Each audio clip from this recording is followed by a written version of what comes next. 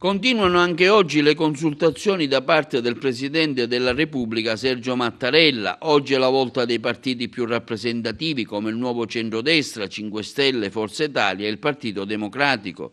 Tra le ipotesi più accreditate sul futuro incarico che il Presidente della Repubblica Mattarella dovrà affidare, prende quota il nome del ministro Paolo Gentiloni, che attualmente ricopre l'incarico degli esteri. Infatti ieri per ben 2 volte lo stesso ha incontrato Renzi a Palazzo Chigi, anche se in quota c'è sempre il ministro Padoan.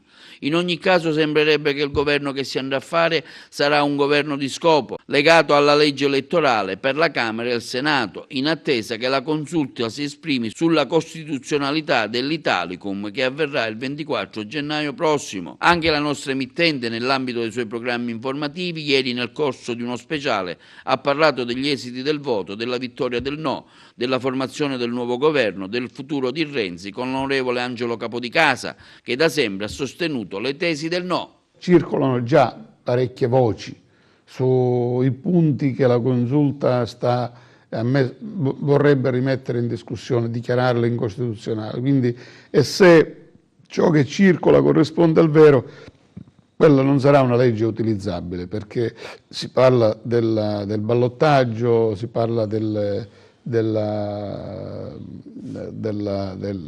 capilista bloccati, insomma verrebbe rimessa in discussione in più punti, quindi vedremo. Io continuo a pensare che le leggi elettorali, che sono materia che attiene alle regole del gioco politico, della democrazia, devono essere pensate, non possono essere il frutto residuale di una decisione della Corte Costituzionale, la quale ha solo la competenza di cassare dei punti. Questi punti per me sono incostituzionali, li casso. È chiaro che a quel punto ci vuole qualcuno, cioè il Parlamento, che ridia un equilibrio al testo, stabilisca quale debba essere la legge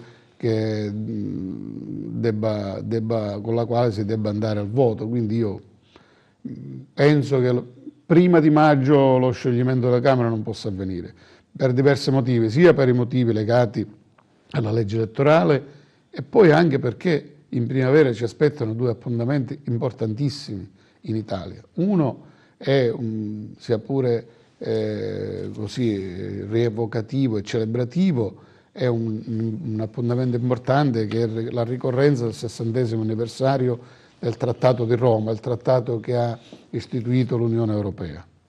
Quindi verranno tutti i capi di Stato europei qui per una celebrazione, insomma sarà un appuntamento importante. Poi abbiamo il G7 che noi ospitiamo in Italia dopo tanto tempo.